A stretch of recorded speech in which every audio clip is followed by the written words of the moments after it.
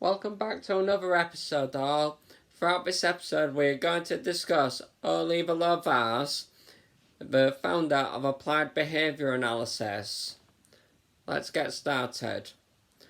Ole Ivar Lovaas was born in Norway, and just after World War II, he immigrated across to America to the US to study psychology under Boris Frederick Skinner. And after he finished studying under B.F. Skinner, he noticed B.F. Skinner from what's called Skinner's box, of how Skinner was able to modify a rodent's behaviour, of how he kept doing things to rodents and pigeons, but he wrote most of his books about people. The assumption here is that humans are essentially like all other animals, besides our verbal communication, assuming that we are no different to dogs, we are no different to pigeons, we are no different to rodents. We are just like everything else. We don't behave any differently to a stone. We don't even believe in free will. We are very deterministic behaviourists. And after Lovaas saw Skinner's box, what he decided to do was he wanted to test his own theories on autistic children. So he specifically targeted autistic kids to test his own theories. Think about if he could get an autistic child to talk, it would cure autism, is what he thought. But all of his assumptions were falsified by other scientists. So what Lovaas decided to do then was he produced applied behaviour analysis, which is often used as the analogy of gay conversion therapy, because Lovaas himself originally said the goal of applied behaviour analysis is to make autistic children indistinguishable from their peers, meaning they will stop all the stimming, all the typical hand flapping, and try and make autistic kids behave exactly like everyone else, disallowing autistic children human autonomy. And since they don't even believe in free will, they don't see a problem with disallowing children free will. And you find that's why they strip kids of their autistic rights. And after it was falsified in psychology, when we got to 1930, we were already moving beyond behaviourism into the cognitive psychology. So science was still progressing. It was still moving forward. But applied behaviour analysis wasn't founded until 1961 by Ole Ivar Lovaas. He used all of Ivan Pavlov's work of classical conditioning, B.F. Skinner's work of operant conditioning, and John Watson's work of behaviourism in general. And he decided to apply all of that to autistic kids, and that produced what we now call ABA, Applied Behaviour Analysis. And he decided to treat autistic kids exactly the same way B.F. Skinner experimented on rodents and pigeons. You can imagine that the therapy room was actually just a cage, because there was electronic floors on it, like in B.F. Skinner's box. There was electronic floors to shock the rodents with. They offered the kids rewards.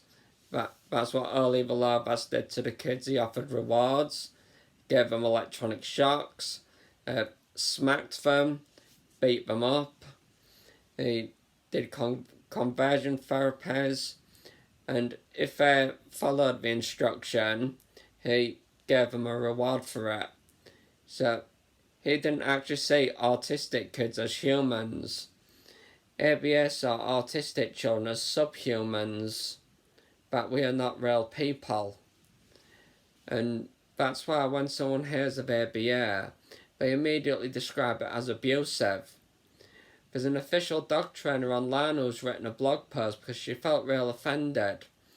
What she writes is, I quote, "I would never treat dogs the way ABA treats autistic children. Close quote. That's because the way ABA treats autistic children is it treats them the way BF Skinner treats rodents and pigeons, but we treat dogs with a higher ethical standard. So dog trainers are held to higher ethical standards compared to an ABA therapist. They don't see autistic kids as valuable as they see dogs. Dogs are more valuable to an ABA therapist in applied behaviour analysis.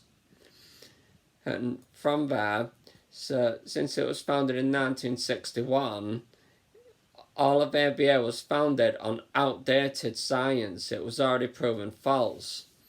All the way from the beginning, it was just a money scam. I'm going to read out to you something from a book by Professor Alicia Broderick, The Autism Industrial Complex, and read what someone called Elizabeth has to say, who's a neuroscientist. Someone called Elizabeth B. Torres. She writes, I quote, "Autism is at an inflection point today. We are poised for a paradigm shift in autism research, education, and therapies. This book initiates that shift, and does so superbly.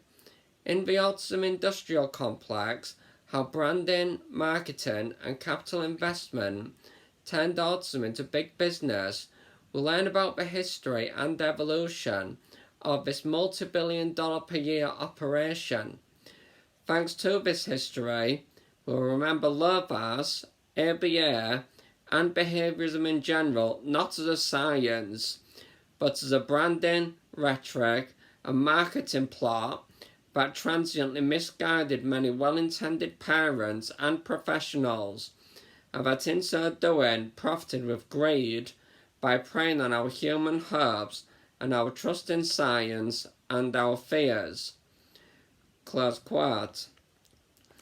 All the way from the beginning in 1961, ABA has always been a marketing plot and has never been interested in what's beneficial for autistic kids themselves. In recent years, the American Psychological Association caught applied behaviour analysis practicing publication bias. I'm just going to read out their report to you. The replication crisis describes recent difficulties in replicating studies in various scientific fields, most notably psychology. The available evidence primarily documents replication failures for group research designs.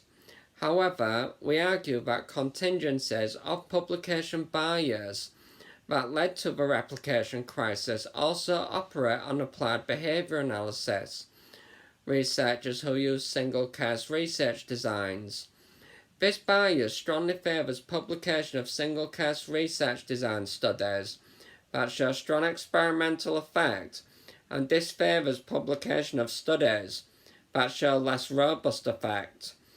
The resulting research literature may unjustifiably inflate confidence about intervention effects, limit researchers' ability to delineate intervention boundary conditions, and diminish the credibility of our science.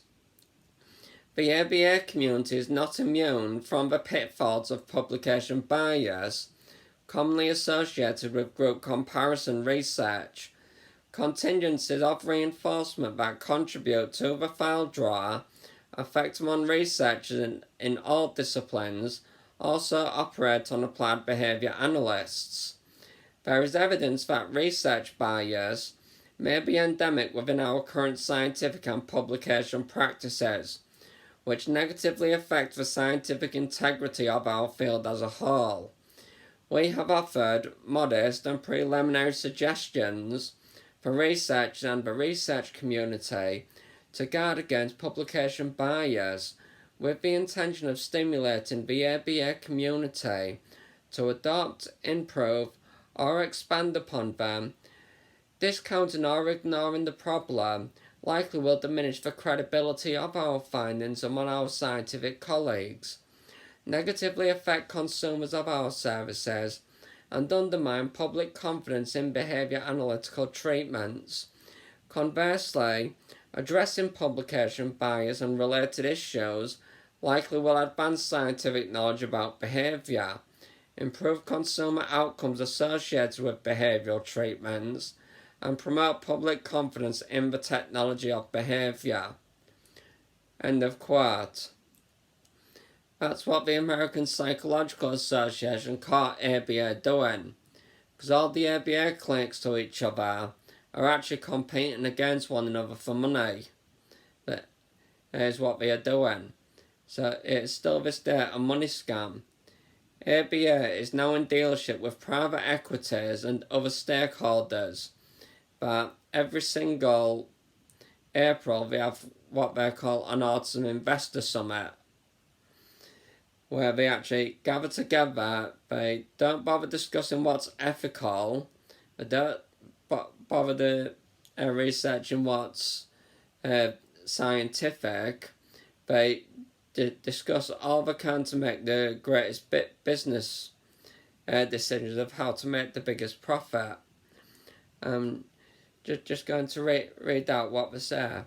I quote, "The Autism Investor Summit provides a unique opportunity for autism service providers, including ABA therapists, investors and key stakeholders to meet in a private setting to discuss the autism services landscape, opportunities for investment and to discuss and learn about best practices and innovation in all areas of autism services." Take notice of where it says opportunities for investment. ABA is still a money scam this day. Not too long ago, a journalist called John Summers, who reserved a place, published inside the Nation magazine an article when he found out about ABA being more to do with dealership with private equities and more about to do with obtaining money and not actually about clinical care. That the priorities are out of order. So Ole Ivar Lovaas, altogether, he began his science based on treating autistic kids like rodents and pigeons, thinking we are not humans. He gives electronic shocks to autistic kids, he did. He actually made autistic people commit suicide. He made gay people commit suicide. He participated in the Feminine Boy Project, which led to suicide. And ABA therapists still this day practice these same techniques, do conversion therapies. You'll find them try to distance themselves from shock therapy, but in a place called the Judge Rottenberg Centre, that place is actually founded by ABA, but you'll find the therapists try to distance themselves from the Judge Rottenberg Centre, but all the BCBAs who work there are actually credentialed by the leadership board of Applied Behaviour Analysis. So shock therapy is still part of ABA, but they'll keep denying it to you. ABA therapists are taught not to question ABA, to never challenge it. ABA is more of a cult, which Ole Ivar Lovaas produced, in order to leave his name behind as a legacy. Ole Ivar Lovaas never had any interest in helping autistic children. It was, first of all about testing his theories, but once his theories were falsified, it turned into a big money scam, and it's now all about the money. And this is why autistic people have been protesting for decades. If you ask yourself, if they actually wanted to help autistic people, why do they work with autism hate groups like Autism Speaks, but neglect and reject autism self-advocacy groups who actually know what it feels like to have ABA exercised on them? In later episodes, we'll be discussing of how ABA has actually been proven falsehood. The only reason ABA still stands is because it is political. It is not a scientific field, as ABA therapists like to tell you. So all the way from the beginning, Lovaas just began a money scam on outdated science. ABA therapists don't know about physiology, but don't know about the common comorbidities that autistic people have. They don't know about the disabilities themselves. There's an enormous lack of education because it's got nothing to do with what's beneficial for autistic kids. Like, they don't care about a child's nervous system. They only care about what they can see with the naked eye. And we all know just how dangerous and harmful that is. So since they're not willing to upgrade their education, but put your kids in the hands of 18-year-olds who have only just left school and have not even studied psychology, no qualifications are required to be an ABA therapist, what they call a behaviour technician, which honestly is appalling. We shouldn't be putting children in the hands of such uneducated people. So please continue to protest with us and demand that we should have a better education system for any kind of therapy, and that the therapy should be aiming more towards the children's needs, paying attention to their emotions, and paying attention to the nervous system, bring other science disciplines into the field, rather than neglecting the rest of science, to stop being such a big money scam, and to actually care about the autistic children. Please support autistic self-advocacy groups. Don't go supporting autism hate groups like Autism Speaks. Don't support the BACB on its failure to stop shock therapy. Just during the last decade, they have killed 6 children in the Judge Rotenberg Centre. But it's disgraceful that the FDA still has not stopped shock therapy. In the next episode about ABA, I'll discuss the 7 dimensions of ABA to help you know what qualifies an intervention as ABA or not, as most interventions just call themselves ABA because ABA is the only intervention which receives insurance. All the other interventions which are actually healthier, such as DIR floor time by Stanley Greenspan, they don't get insured, so parents can't afford it. ABA just bankrupts parents. If you found this interesting, please click like, hit subscribe, and you'll be aware of when more content is uploaded. Thank you for listening.